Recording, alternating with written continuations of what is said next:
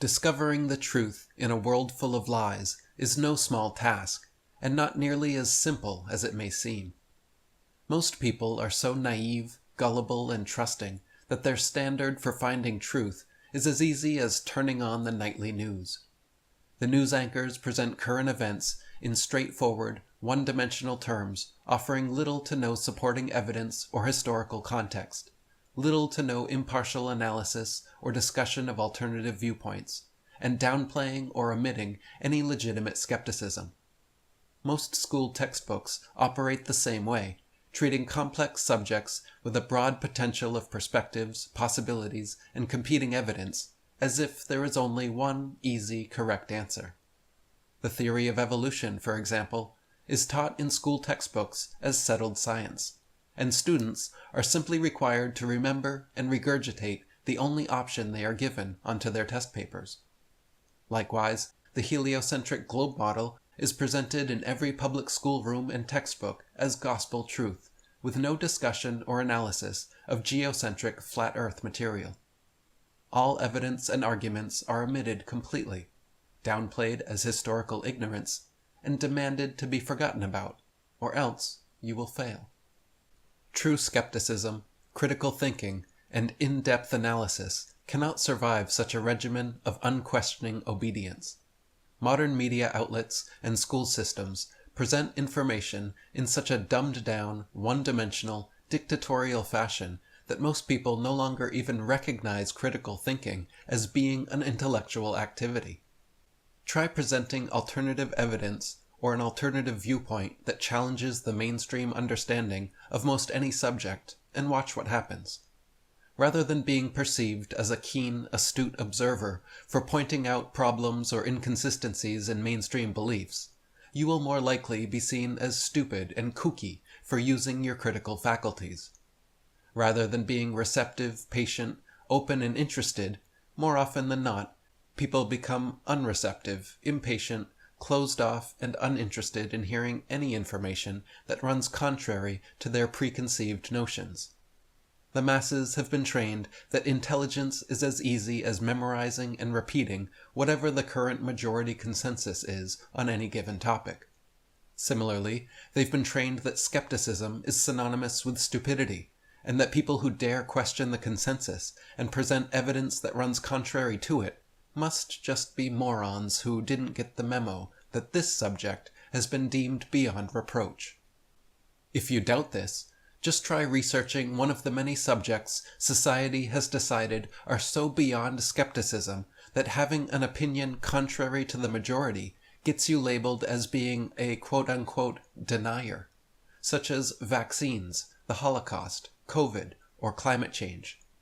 If you begin spouting information that could pigeonhole you as potentially being a denier of such blasphemous, unspeakable subjects, watch how quickly someone steps up to censor you. In truth, the real denial in such instances is that of these accusers to actually hear out the claims, read these books deemed so heretical, and to research and honestly consider the arguments presented. As F. Scott Fitzgerald noted, the truest sign of intelligence is the ability to entertain two contradictory ideas simultaneously. Or as Aristotle said, nothing is more challenging than the ability to study, debate, and think through a concept without immediately accepting or rejecting it. This is the logical and necessary first step for anyone genuinely seeking the truth. Like a detective attempting to solve a case, honest investigation into every clue, each piece of evidence, and all possible perspectives must be considered without bias. If you haven't done your due diligence in deeply researching and considering every angle and alternative before closing a case, you may be making a big mistake, believing in some bunk, or accusing innocent people. This means scouring libraries and the internet, reading multiple books and articles, watching documentaries, listening to interviews, attending lectures, and assimilating all the information available on a subject. Defenders of the heliocentric globe theory, for example, will often boast that they have done their due diligence in researching the geocentric flat Earth model, but have never read a single book on the subject. Believers in evolution and creationism alike often fall prey to this same bias. Either they believe creation because of their religion, or believe in evolution because of modern science, but seldom do people really delve deeply into both, giving adequate time, effort, and energy to understanding each before coming to conclusions. This is the first step to discovering the truth, collecting and considering all available information about a topic from every perspective and without bias. Once you have acquired a broad and nuanced comprehension of a subject, having researched all evidence and perspectives, the next step to finding the truth is a process of elimination in negating falsehoods.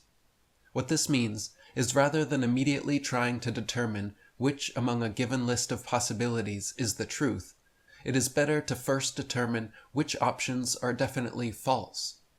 For example, when it comes to events like the JFK assassination or the 9/11 attacks, saying with 100% certainty exactly what happened, precisely how and why it transpired, and who is responsible, is no small task. However, with even cursory research into these events, it is actually quite easy to debunk and discount the impossible official stories. A single magic bullet simply cannot strike one man in the head, then proceeding on to hit another man in the back, chest, wrist, and thigh, only to be recovered afterwards in nearly pristine condition. Similarly, 2 planes simply cannot bring down 3 reinforced steel buildings due to jet fuel fires in under 10 seconds. Debunking the impossible official stories of these incidents is relatively easy and illustrates why arriving at truth through process of elimination is so effective. By first looking to negate false claims, rather than to affirm positive ones, the truth will come into clearer and clearer view until it is ultimately left as the only viable option. Sometimes a lack of evidence may leave multiple viable options, or make it difficult to confirm exactly what happened, but through this process of elimination, it is always possible to narrow down the possibilities and come to certain conclusions. The masses are not used to processing or receiving information in this fashion, however, because most people, pundits, media outlets, teachers, textbooks, and experts alike tend to present their claims in straightforward, authoritative, one-dimensional, positive statements without acknowledging alternative viewpoints or legitimate skepticism. In contrast, a genuine truth seeker will usually sound unsure, less authoritative, and more focused on making negative statements about the things that can be debunked and proven false. Imagine it like a police chief at a press conference versus a detective in his smoky office room. People feel reassured by the positive, simple, straightforward, authoritative claims the police chief makes at the press conference. But how would they feel listening to the broader, deeper, more nuanced, and less certain claims coming from the lead detective being candid in his office? The detective would probably come off sounding less authoritative and convincing than the police chief, but ironically, his detailed explanations would be far closer to the truth. This is one big obstacle with truth-seeking and truth-speaking. Liars can confidently and bombastically spout their rehearsed lies with refined rhetoric and authoritative intonation that sounds positive, intelligent, and reassuring to gullible ears.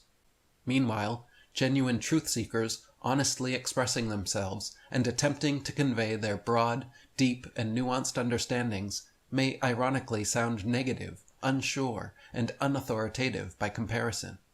Well aware of this phenomenon, 4 years after the JFK assassination, in 1967, the CIA circulated a now declassified memo, Dispatch 1035-960, advising CIA field offices to label alternative explanations as, quote, conspiracy theories, and to label their proponents as conspiracy theorists. The CIA wanted people seeking and speaking the truth about the JFK cover-up to be publicly perceived as untrustworthy and unintelligent. Popularizing the term conspiracy theorist was a brilliant way to make intelligent, diligent, passionate researchers be perceived instead as kooky, paranoid autists peddling mere theories.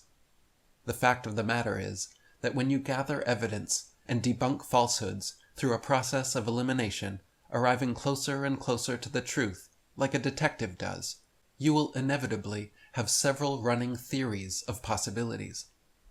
Labeling this natural process of truth-seeking as conspiracy theorizing makes this necessary step in discovering truth sound very much like the opposite. In reality, however, government conspiracies and cover-ups have been rampant throughout history up to modern day, and acknowledging that fact is a necessary step, giving us permission to re-engage our critical faculties when it comes to seeking and speaking the truth.